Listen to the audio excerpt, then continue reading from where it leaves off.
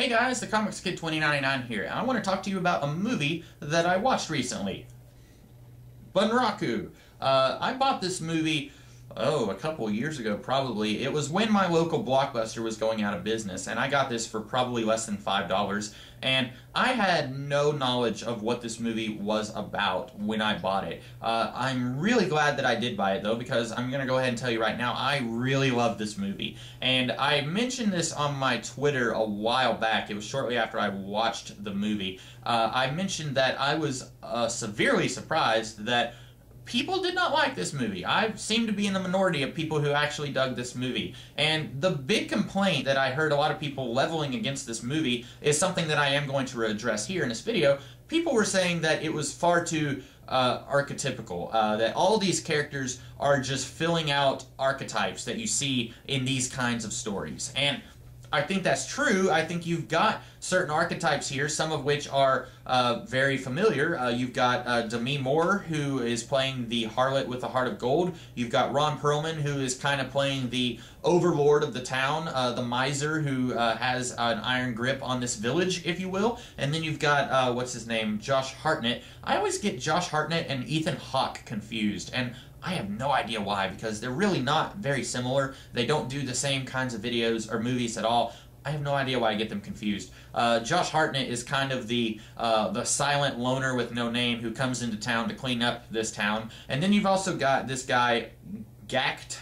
That's the actor's name. I believe he is a Japanese, either a stuntman or an actor, and he's also kind of the loner with no name who comes to town with a mission. And so him and Josh Hartnett, they have to work together, and they both got very different goals in mind, but they are both ultimately goals that allow them to work together to defeat Ron Perlman, who is the bad guy. And then you've got Woody Harrelson, who was, what's his name? Oh man, I can't remember. Hamish in the Hunger Games movies. That's who he is. And he's playing sort of a same role here. He's playing the Merlin figure to these guys, the wise advisor, and that's what he's doing in the Hunger Games, but there he's a drunk who kind of has to realize that he needs to shape up if his protege is going to survive. And here, he's not really doing it that way, but he's still the wise mentor figure who has to kind of figuratively slap around the two loner guys and say, hey, you two need to work together if you're going to accomplish your goals. And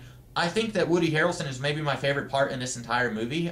He isn't a major part in this movie, but every time he's on screen, I always love what he's doing. The thing is, a little while back, about a week or so ago, I did a video talking about Samurai Jack, and I talked about how all of the characters in that pilot episode, the 1-hour pilot, were extremely flat and archetypical to the point of being a hindrance to the story. I really felt like we could have had a much better story there if those characters had been fleshed out just a little bit while maintaining their archetypical status. And I feel like this movie does that. These characters are archetypes, but they also have personality, and they're also fleshed out a little bit. And part of that is the A-list cast here. Woody Harrelson does things here that if you got some other guy to play the wise Merlin figure who's a bartender, that person, whoever you got, would not have done the same things with the role that Woody Harrelson does. He does things here that I feel like he's bringing more to this movie than what's in the script. And maybe what I'm ending up saying here, maybe what I'm saying is that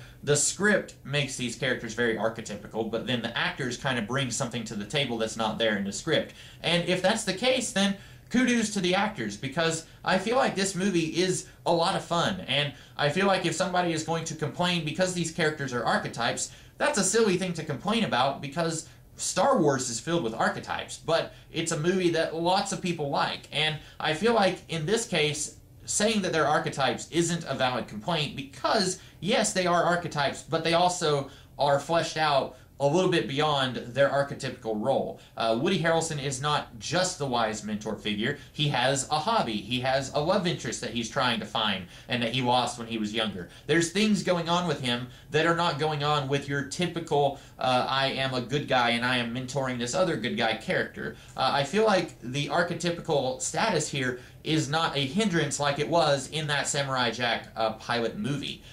Is this movie 100% flawless? No, there's some things with it that I think are a little problematic. For example, Josh Hartnett, his character, we don't know his motivation until the very end of the movie, and I feel like the motivation that they end up giving is a little bit cliche, a little bit tried before. Like, we've seen this kind of thing before. It's not really something that added anything to this movie.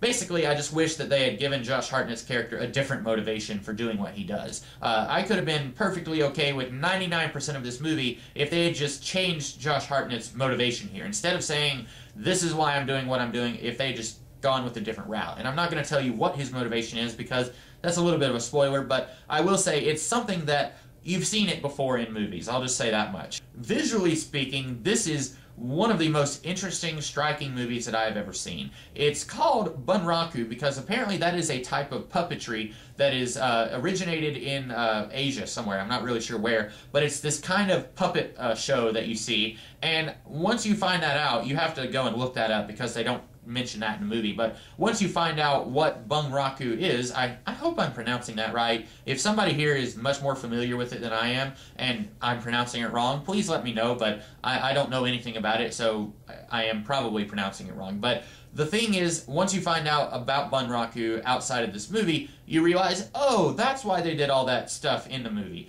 And there's a lot of really interesting, it's really hard to explain without just showing you screen caps from the movie, and I'm not going to do that.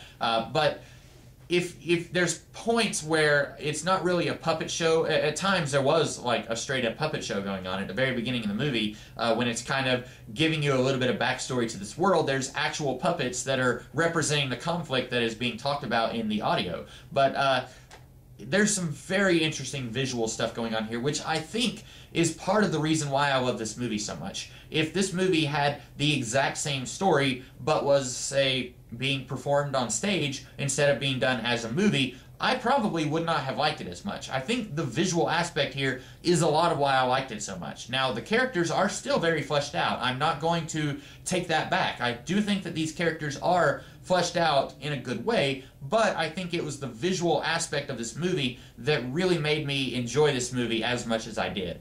So that's about all I have to say. This is another one of those movies. I reviewed Horns recently. This is another one that I watched a couple of weeks ago, and I kept meaning to do a review on it, and I just never got around to it, so I'm reviewing it a little bit late. But I enjoyed this movie. I definitely recommend that you see it. Even if you're the kind of person who you don't like archetypes showing up in your stories, I would say give this movie a shot. You might wind up liking it anyway. Yes, there are archetypes, so if you don't like that thing, you need to be warned. But I think you might wind up enjoying yourself anyway because the story is really interesting and these characters are not as flat and one-dimensional as you might think that they are. They do have some personality, which is very refreshing. I enjoyed this movie. I hope that you guys take my advice and go and watch it. I hope that you guys liked this video. If you did, be sure to like, share, comment, and subscribe. And I will see you guys later with another kind of video at some point in this week. So I hope that you guys have a great rest of the day, and I'll catch you then. Have a good one.